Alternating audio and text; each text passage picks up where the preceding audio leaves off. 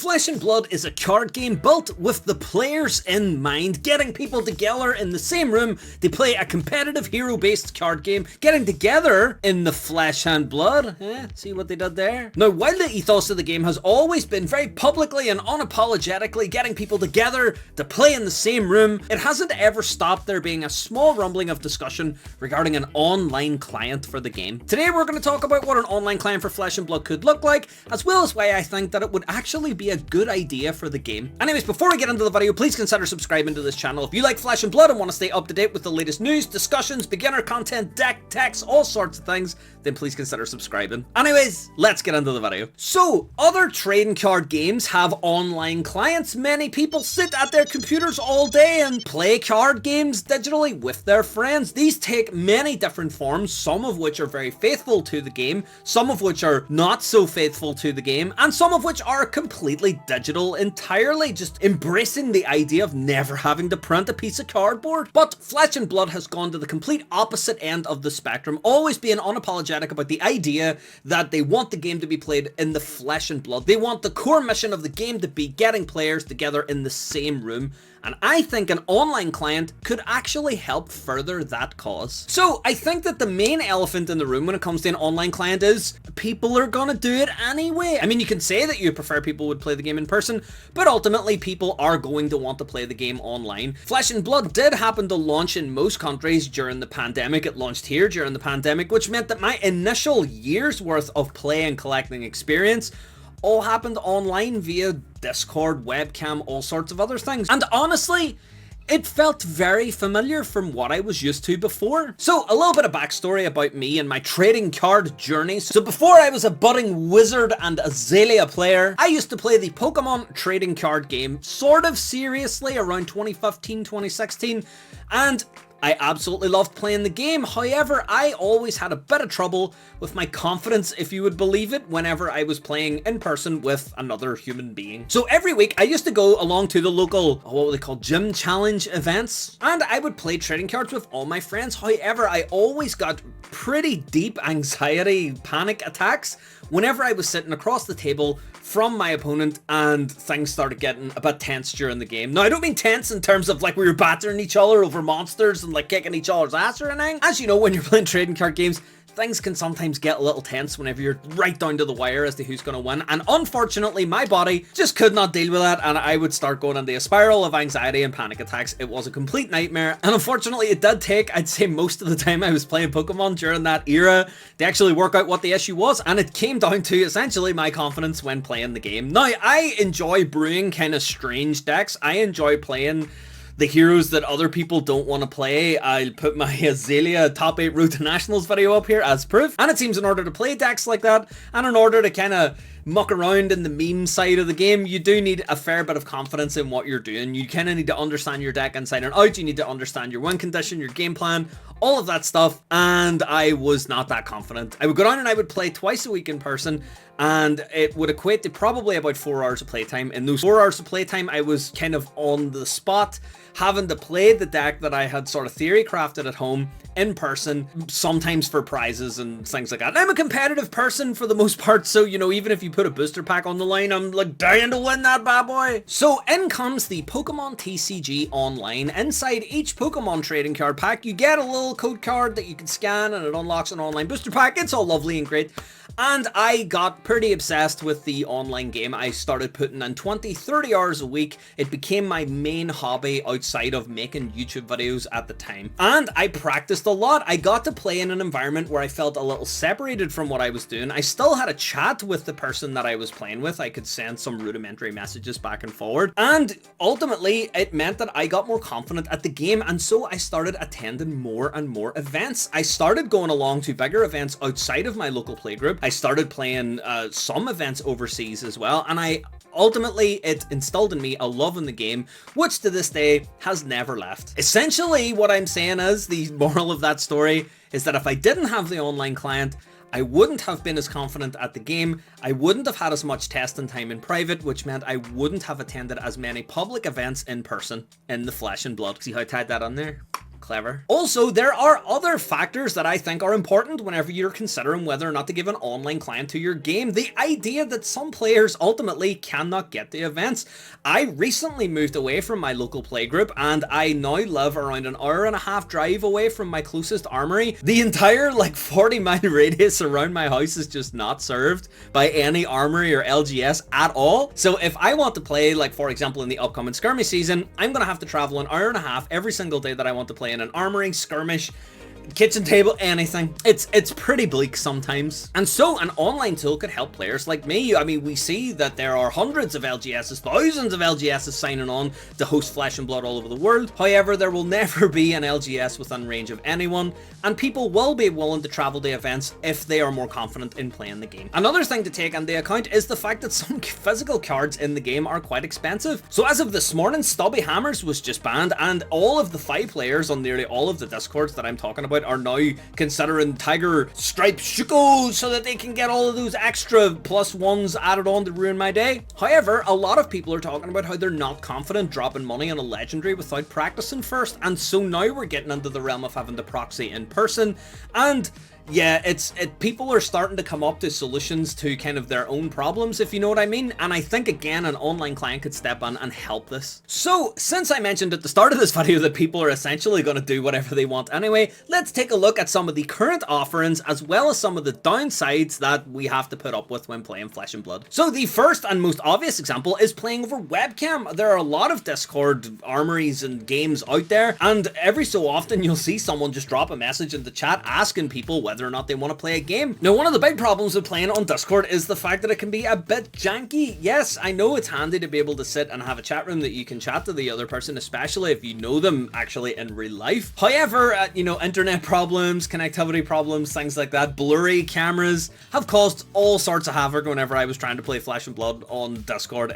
Some games are pretty jank. The second option that we have is FabTCG, and personally I absolutely love FabTCG. FabTCG is my #1 go-to resource whenever I'm testing a brand new deck. However, the downside to FabTCG is that it is an offline client. It is a one-player client where you play against the AI, which is why that I only use it really to test deck viability, things like if I'm going to draw the cards that I need. But for any sort of high-level play, it isn't really going to stack up to a real human player. Another option that a lot of people talk about is Tabletop Simulator. Now, I understand the Tabletop Simulator is a mod to another game, so you got to buy the Tabletop Simulator and then install the Flesh and Blood mod. For some people, that is a little bit too much. Some people don't like the idea of downloading and modding games. Some people just aren't really that tech savvy when it comes to things like that. As well as the fact that it is an unmanaged experience. You actually have to manage the idea of drawing cards, shuffling cards, all that. It's not like FabTCG where it auto shuffles, auto draws, steps you through the turn. Tabletop Simulator is very much a free and wild experience for the most part, and yeah, I think that puts a lot of people off. Finally, we have Flesh and Blood Online, the closest thing that we have to an online client. However, the problem is, and I mean this with all the love in the world because trust me, I absolutely love your project, it's a bit ugly. In my monitor, whenever I'm playing, I have a nice 4K monitor for my computer, and yeah, all the cards look tiny. I have to zoom in. It's just, there's no animations, which I know is a small thing, but having a managed animated experience kind of like FabTCG is nice. Yeah, so for the most part, I think that Flesh and Blood Online is the best option for playing the game online at the moment. However, it's not really that clean of an interface when compared to something like FabTCG. And clean clients can also help with content creation. Pow. I would love to do more gameplay videos on Flesh and Blood, and the idea that I play most of my games online at the moment is something that would obviously lend itself to me just recording the entire experience and firing it up on the channel. However, I want to put out clean videos. I want to put out videos that people will enjoy.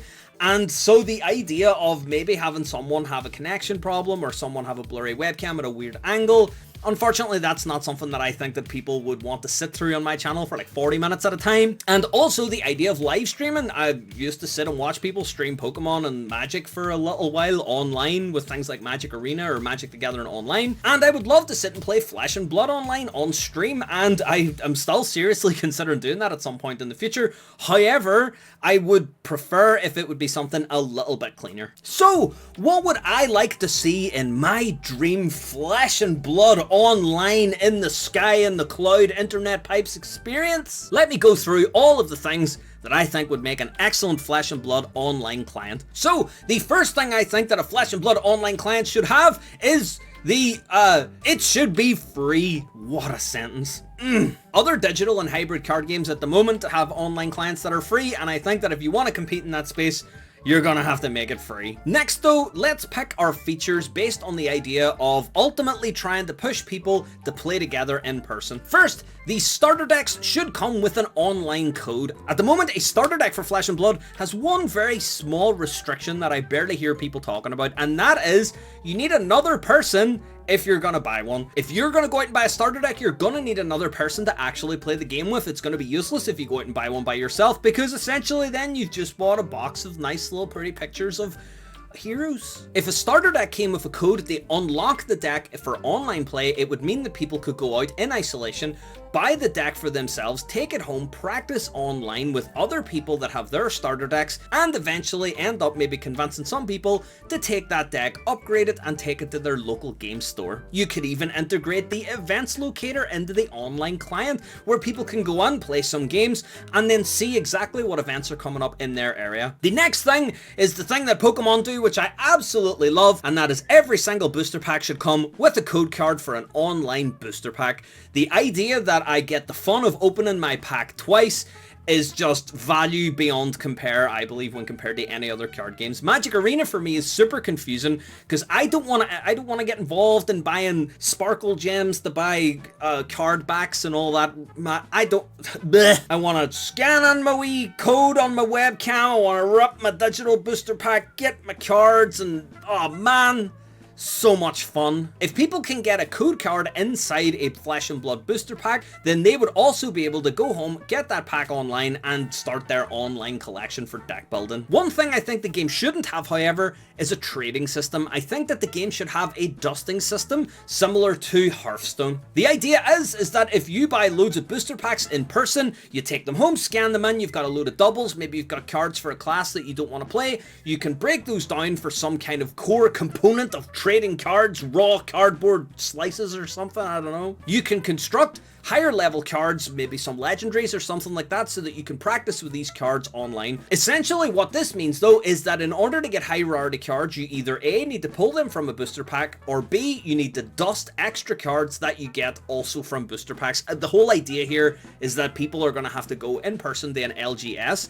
and buy booster packs in order to get code cards. The second last point for our Dream Flesh and Blood client is that when you attend an armory in person, if you want a promo, you also get a code to unlock that promo in the online client. Now, one thing about these online promos is that they will look absolutely lovely in your collection. They may be an easy way to get some weapons or heroes or things that you could maybe otherwise craft the normal version of, but you cannot craft the armory versions using the dusting system that we mentioned earlier. The idea here is that if you want to bling out your online deck with loads of lovely cold foil armory promos, you're gonna have to go along to a real life armory in order to get the code. Basically, the idea here is to try and get people to go along and play in-person events. I remember attending some Pokemon events and getting some code cards whenever I was, I would place in the event. I would go home, scan those cards, and it would unlock some cool foil energies or something like that that I was proud to display in my online collection. And finally, the last thing that I think our Dream Flesh and Blood client should have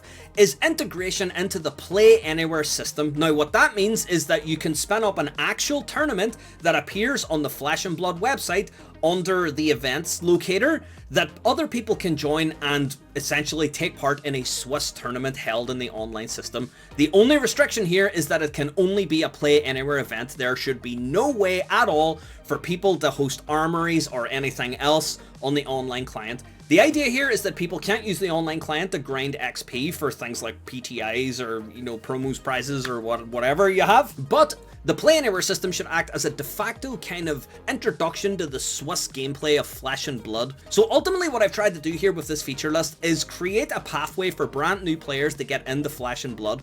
At the start, if you own absolutely no cards, you can buy a starter deck, go ahead and play that online. Next then, you could go to your LGS maybe and buy some booster packs, use the codes, they unlock cards online, they upgrade your starter deck, you play more, maybe you've played in a little Play Anywhere tournament, you've seen some cool armory promos, you're now confident comfortable playing in Swiss tournaments, you've done some rudimentary deck building, and so your confidence should be at a level where you could go to an LGS and take part in an in-person armory. Also, if you live far away, you now have a way of engaging with the Flesh and Blood community and playing the game online with other people. People like myself can use it for streaming and content creation so that we have a really nice, clean looking way of playing games for everybody online. And finally, if you have an LGS that doesn't support Flesh and Blood, this could be a nice way to get players in your area together to play in some Swiss tournaments, and then let the LGS know that there is a crowd of people there willing to play this game, and so the LGS may be more sympathetic to supporting the game in the future. Anyways, let me know what you think of the idea of a Flesh and Blood online client. Do you think it could ruin the entire Flesh and Blood ethos of the game? Do you think it's something that can exist in harmony with the Flesh and Blood in-person message? So let me know what you think down below, and if the YouTube comment section isn't your thing, I'm always very active talking about Flesh and Blood on Twitter, so make sure to follow me in the link down below. Anyways, thanks for watching this video, and I'll see you guys next time.